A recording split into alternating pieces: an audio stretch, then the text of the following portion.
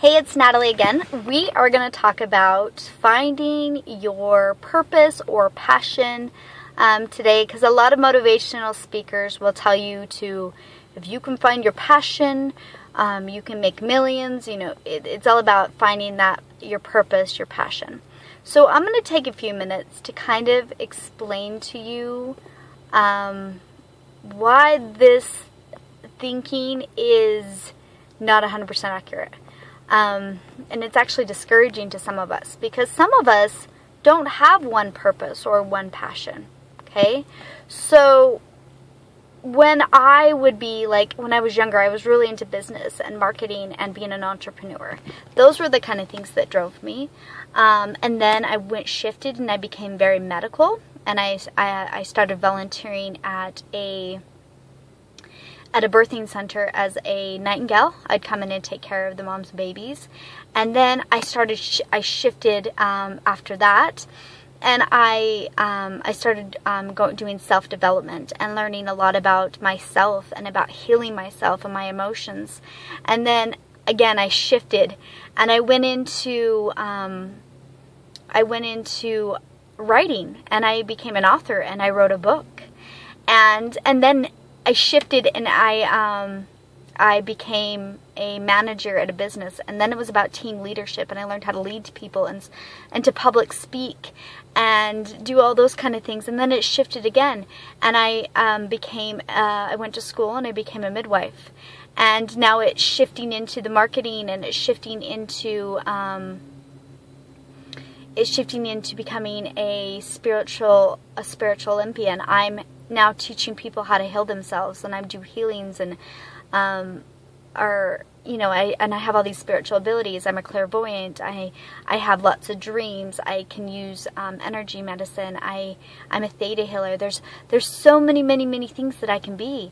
I love to cook. I love to sing. I love to act. I love to write. I love to I have so many passions, okay?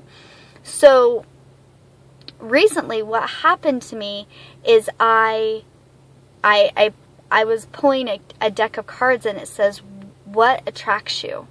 And I had to dive down, and I had a few dreams that correlated together, and I realized I am a spiritual Olympian. That is the biggest thing that drives me, and that is what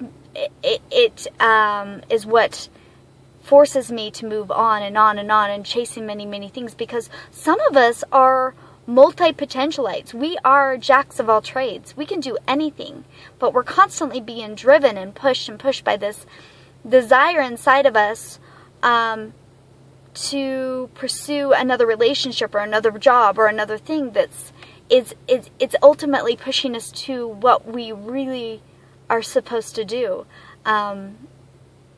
As you know, whether that's me creating a midwifery business that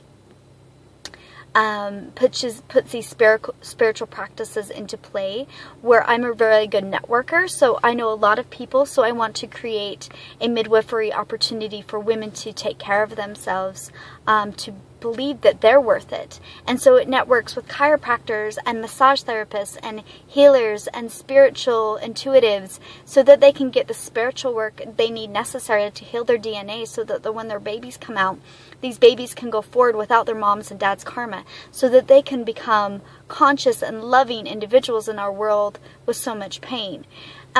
So that is my purpose, is so many things, but that's a desire that I've had. But eventually I believe that I'm going to be public speaking around the world. I'll be writing books.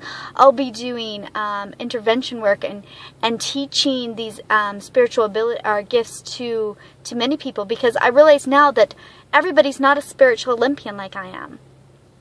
But I don't need to teach them to be a spiritual Olympian. I just need to teach them how to swim. My husband's very athletic. I get it now. He can do, he can do things that I'm like, no, dude, that's way too painful, And I know that a lot of you don't have the time or the motivation to do the spiritual work that I've done. But I can teach you how to do, I can teach you how to swim. You don't have to swim an ocean. I can teach you how to get through your emotions, your feelings as quickly as possible with this least pain so that you can focus on what your purpose is.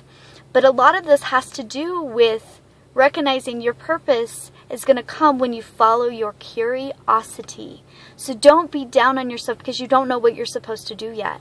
You don't know what your purpose is, but follow your curiosity. A lot of people look down on that, but because a lot of people like chase other relationships. As long as you're not chasing them out of pain and you're healing yourself, sometimes those relationships expose you to what you're meant to be or who you're going to become eventually. So don't be afraid to chase your curiosity, to learn from it, to believe in yourself, because you are becoming who you're meant to be. I went to a seminar one time, and it was about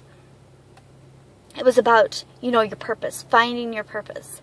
And I'm meditating, and I go in and I go really, really, really deep down, and it's dark. And I'm like, oh crap, there's nothing inside me.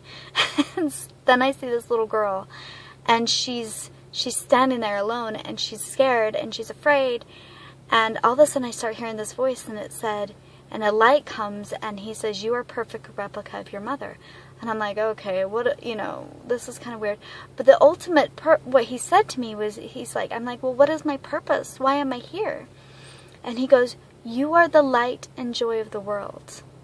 And I'm like, what? Because at the time I was writing a book, and I'm like thinking, well, I want to be a famous author. I want to be, do something amazing and be famous and, the things that we kind of, our ego makes us want to believe about ourselves. So I come out of this meditation, and everybody's like telling about their experience, and one says, I am going to be an amazing mother. Another says, I am an amazing architect. Da da da da da. And I get to my turn, and I'm like, well, freak. And they're like, well, what did it say? And it says, I'm the light and joy of the world. And they all go silent, and I'm like, yeah, I know, it's kind of weird, kind of vague, kind of hurt my little ego. And they just went silent, because that is ultimately what we are. We are the light and joy of the world. And if you look up, I ended up Googling it because I was like, what does this mean? And it referred me to the Book of Miracles, about how each one of us is supposed to infuse anything we do with our light and our joy. And that's what makes us powerful and energized and gives us passion, is by infusing your light and joy into anything you do. It doesn't matter whether that's service or whether that's a midwife or whether that's an author, because ultimately all of our gifts and talents will eventually create our purpose. We don't have to be hooked on knowing exactly what we're going to do when we're 18 or 30 or 50. Some of the most famous people in the world didn't even publish their first book or create their greatest art piece until they were over in their 50s. So don't ever give up on yourself.